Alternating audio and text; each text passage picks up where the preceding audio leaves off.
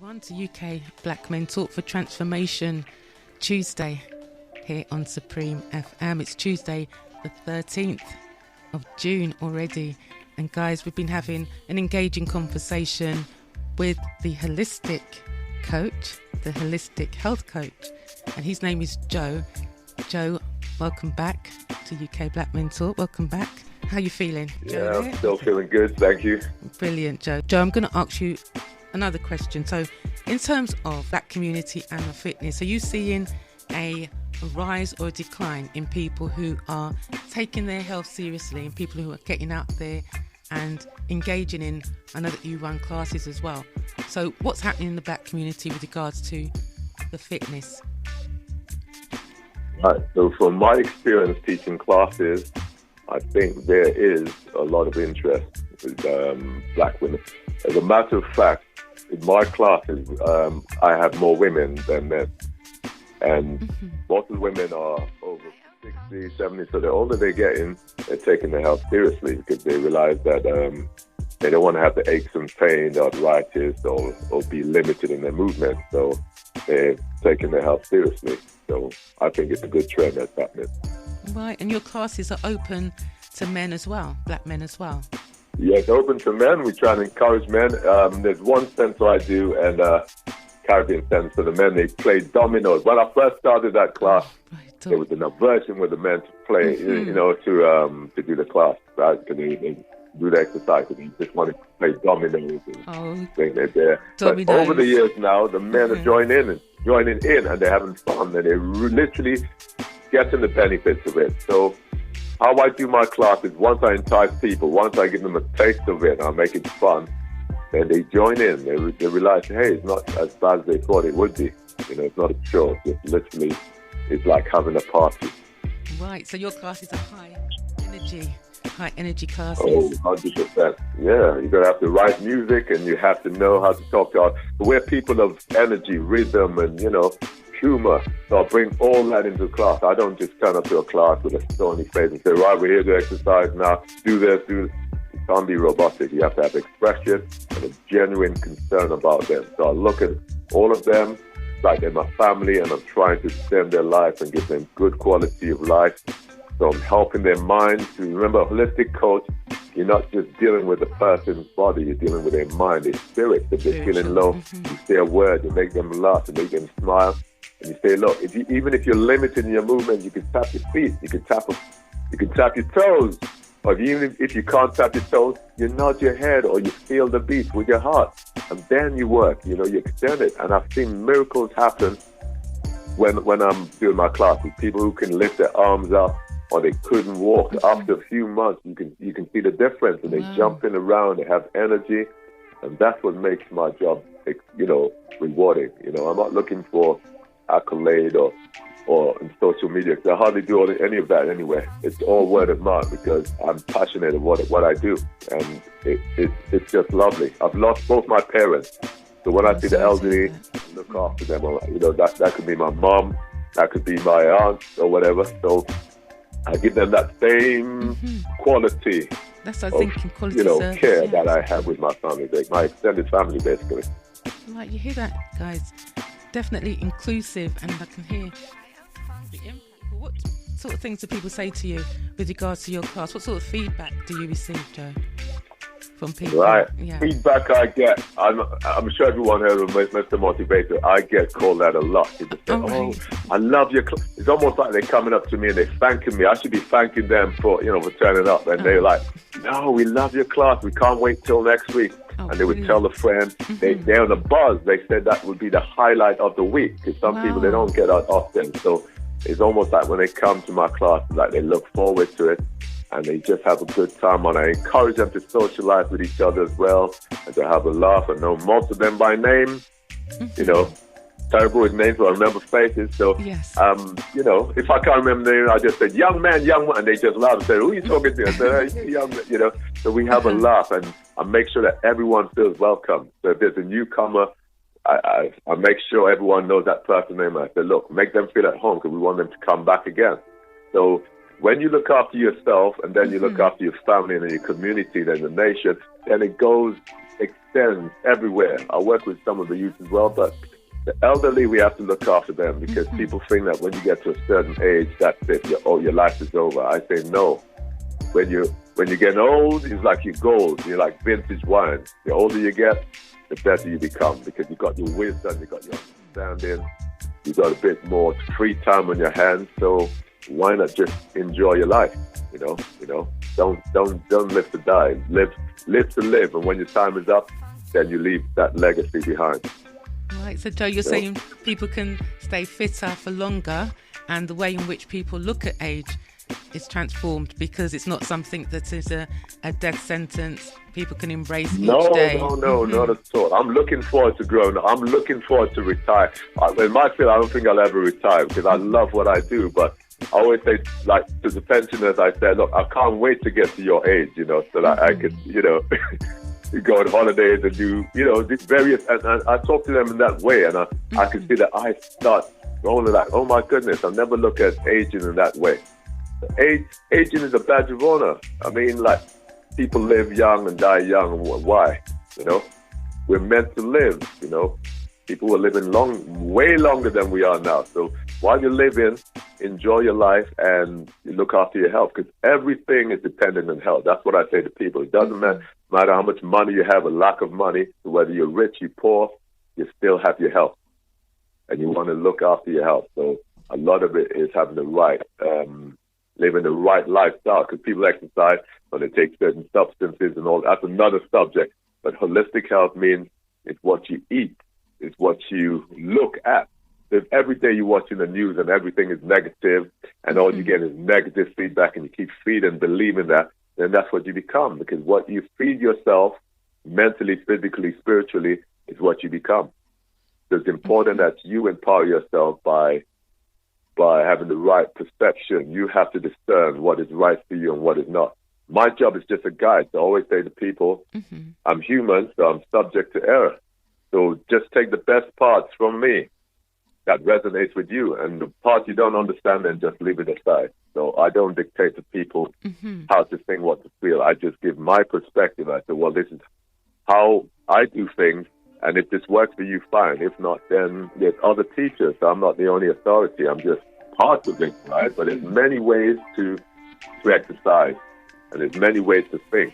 So you just have to find a way, a teacher who would resonate with you. Because not everyone's going to resonate with me. I know that, But I try my best. As long as I know I'm being true to myself and to my art, then that's what I care about.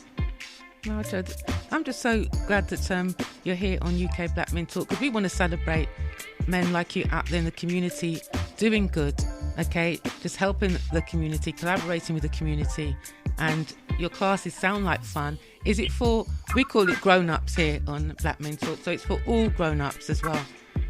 You with me? Because some people might not see themselves as elderly or something like that. So is it for all grown-ups, including the youthful grown-ups? Is it for everyone? Yeah. The grown-ups. So some class I run with a certain group like Age UK and so on. So yeah, I do a Zumba class. That's like, or dance with over 60, and they're having fun. So I'm working with all age group, and people just have fun. So it's playing the right music, just having a laugh, inspiring people with good quotes. You just tell them, do what you can. Don't look at the other person. Look at yourself and see how you can move. Don't be competitive. I'll let you into another secret, and I say that open. As a coach, I've never done a marathon. I haven't done any of the sports. Growing up, I was shy. When I was in Guyana, everyone's playing cricket, football. I was that shy. I would not do any of that. And it was very competitive, So I stay away from competitions and all that. But for the love of health, that's what I do. So you don't have to be, like people have trophies and said, oh, well, in order to be a good instructor, or you need to have the trophies, you need to be doing this, running. No, I haven't done any of that. But I know within my community, I'm valued, because they enjoy what I do, they look forward to it. And to me, that success is not how many people know you, but it's how you impact the little community you have and how you make them feel. Absolutely, Joe, I agree with you. It's how you impact people. And it certainly sounds like you're doing a great job out there. And that's why we are so pleased to be able to celebrate you here on UK Black Men Talk. And it sounds to me like also you getting into that profession, would you say also helped you to come out of yourself and look at today, you're on the radio for the first time, goals outside of our comfort zone? Yes, definitely. I mean, there's a part of me that still is shy, right? Which is why I don't do social media. Everyone's on TikTok and all that. And no, everyone said, even before it became the rage, people were saying to me, I should be doing this stuff. But not really. Maybe in the future I might, but it's not something I'm not looking for followers or anything like that. For me, it's just a passion, and it's my journey, and it's helping others along the way. So it has taken me out the shell. And sometimes I can be talking to 100 people, 50 people, whereas before I would even struggle to talk with 2 people, strangers. Now I can just talk with anyone, really, because it takes you out of your comfort zone. And when you're there to serve the people, you can't think about yourself, which is why I put myself on the spot today to talk to Londoners and let them know that, if you're growing old, it's not a death sentence. It's only if you make it a death sentence. But there's some beauty in growing old, and I think people have good lives, and one day we're all gonna pass away, but it's the impact you have. So while you're living, think of living. Don't think of death, because every day is another day short, closer to where we're going. But there's nothing to fear, because we're energy, and energy never dies. So don't fear death. Yes. Even like when we had the pandemic, I never feared death, because when you know yourself and even if you're surrounded by death, you say, well, when my time's up, my mom always would say, when my time's up is up. There's nothing you can do about it. So I don't worry about those things. I take the right precaution and everything, but never worry about death and all that, because it's your mind that normally kills us. So don't live in fear. Just live in love, live in peace, and love and happiness and serving others is the bigger cause. That's the bigger picture, and that will drive you to continue and just keep living. Absolutely, Joe. That's just powerful what you're saying there. Yeah, people are just messaging and saying a cool guy. So listeners are really receiving the message today, Joe.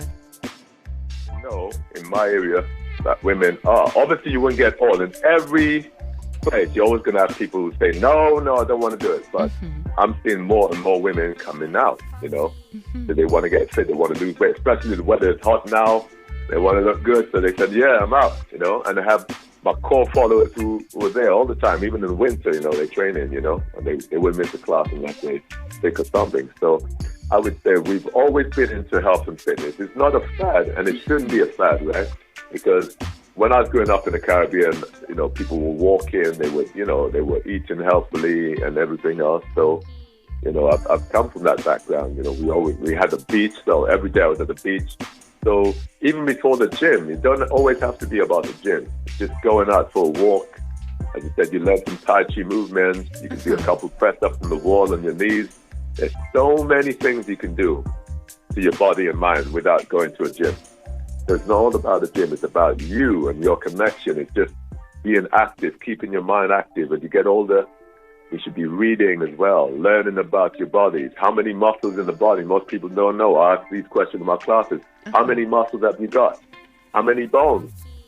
People look vaguely. I said, well, you know more about your house and your car than your body, with this glorious body we have, which is the temple. We don't know much about it. Our brain is more powerful than the computer. Absolutely. Our brain is what created everything we have here. All right? So it's better than any artificial intelligence. So we are a reflection of the Creator. All right?